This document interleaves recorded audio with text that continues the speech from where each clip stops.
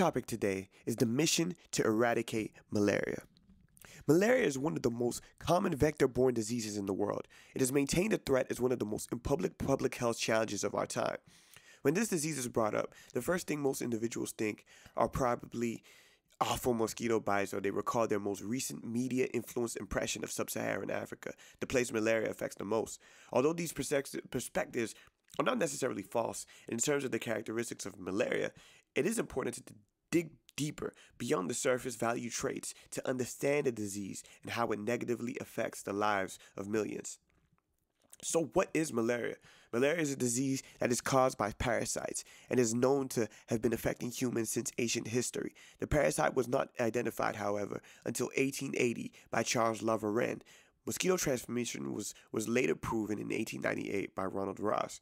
This disease has been, this parasite, Plasmodium falciparum, in particular, is the most common of the 4 human malaria parasites across much of sub-Saharan Africa. The other 3 parasites are Plasmodium vivax, Plasmodium malariae, and Plasmodium ovale.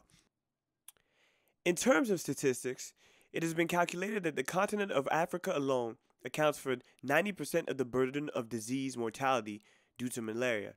In 2012, malaria caused approximately 207 million clinical episodes and 627,000 deaths. An estimated 91% of those deaths were in the African region. In particular, children suffer most from the spread of this disease due to the underdeveloped immunity. It is clear that malaria continues to be a disease that affects the quality of health of millions in the world. The goal for malaria has always been eradication, but it remains to be a continuous struggle.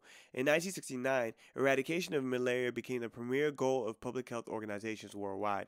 However, this initiative has had troubles along the way due to the technical challenges of executing the strategy, specifically in Africa. These challenges are due to the social, economic, and environmental dynamics.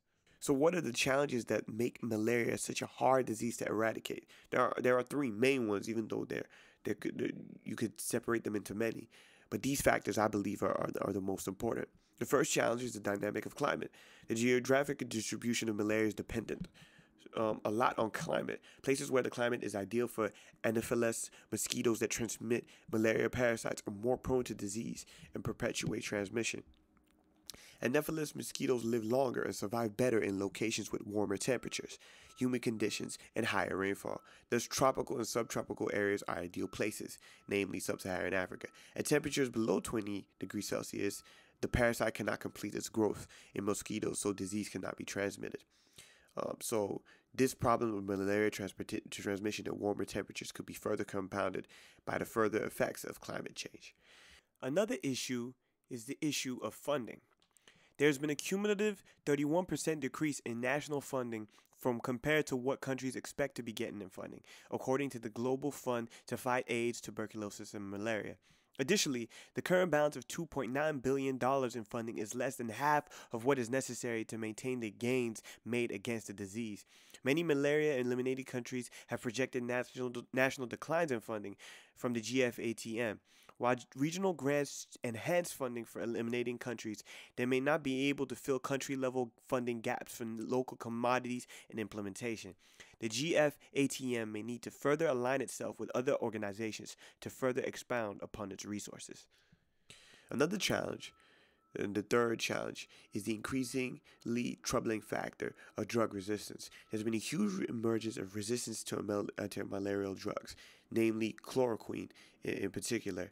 So there's been some drugs created to replace quinine to better fight the parasite and the disease of malaria, and the adoption of artemisinin and artesunate are two routes that have been taken. But artesunate seems to now be taking the same path that quinine did, which does not bode well for the fight against malaria. So new drugs may be needed. At the end of the day, you always need solutions to these challenges, though. So there are many possible options, but here are some solutions that I believe are crucial going forward when discussing malaria eradication. Increase of research is necessary, especially when dealing with factors of malaria vaccination. In 2016, a 7-year study of malaria vaccine showed protection rates of only 36.3% in young African children and 25.9% in infants. Although this provides some protection, better efficacy is necessary for widespread resistance to parasites. Additionally, research can also be playing a part in improving technology that leads to non-resistance malarial medications. As mentioned earlier, drug resistance is one of the biggest challenges, so new drugs are needed to combat malaria. Additionally, inventive forms of medication can also be implemented to kill mosquitoes rather than just kill the parasite. For example, ivermectin is a drug that is ingested by humans, and when mosquitoes bite the humans, they die as a consequence due to that disease in the bloodstream. The overall effects of this drug are still largely unknown, and more studies are needed to ensure its possible use in the future. However, this is a route to take, and such a drug could play a part in reducing malaria transmission.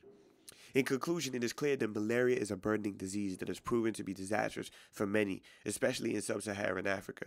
There are many challenges, however, there is a direct course of action we as people can take to ensure better survival. Common solutions such as mosquito nets and insecticides are helpful, but new solutions are needed and can be perfected through increased research and understanding. As troubling as malaria outcomes may seem, in some cases, the future is indeed bright because technology improves every day, bringing us closer and closer to complete eradication.